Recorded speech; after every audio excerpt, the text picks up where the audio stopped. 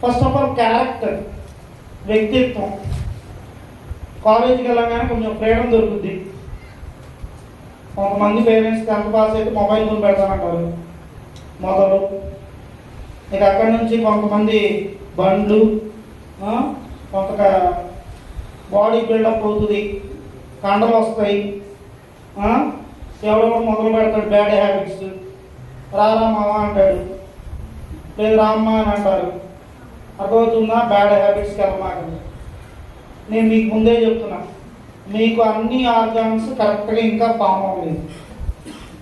ఇంకా మీ ఆర్గాన్స్ ఇప్పుడిప్పుడే ఫామ్ అవుతున్నాయి పూర్తి రేంజ్లో.